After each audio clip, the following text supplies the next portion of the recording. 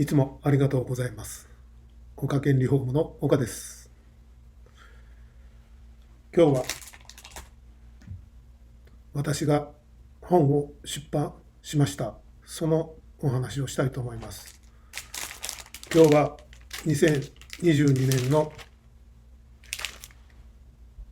1月1日、元旦です。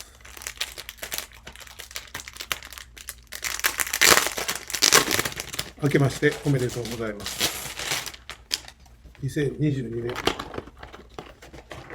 カレンダーを用意します。2022年の1月元旦です。私は、去年の12月に外壁塗装の本を出版しました。題名は外壁塗装へそくりを使ってまでやりたくないお母さん必見。仕方なくやる外壁塗装で無駄金を一切使わないマニュアル。こういう本を出したんですけれども、なんと意外なことにベストセラー1位をいただきました。建築文化というジャンルでベストセラー1位をいただきました。そしてしばらくすると、今度は民家住宅論というカテゴリーで1位をいただきました。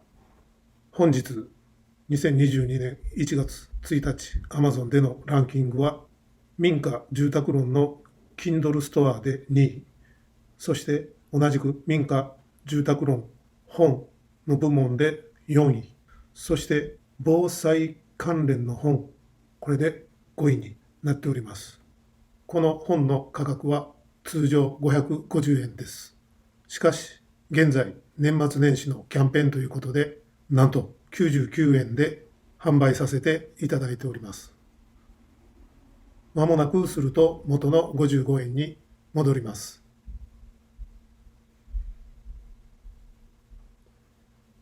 外壁塗装を検討されているお母さんは、この機会にこの本をご購入いただきまして、読んでいただければ外壁塗装の業者選びの基準がわかると思います。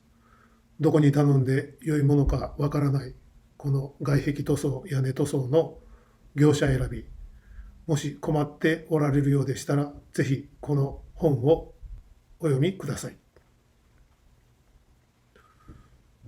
もしくは外壁塗装の見積もりを取るために業者を探しておられるのでしたら、一度私に連絡ください。岡県リフォームに外壁塗装の見積もりをお願いされた場合は、このへそくりを使ってまでやりたくないお母さん必見の本をプレゼントさせていただきます。見積もりを取ったからといって外壁塗装を契約するしないは構いません。断っていただいても構いません。見積もりを頼まれる場合は、このホームページの見積もり依頼のリンクのボタンをクリックして登録を済ませてください。2日以内に対応させていただきます。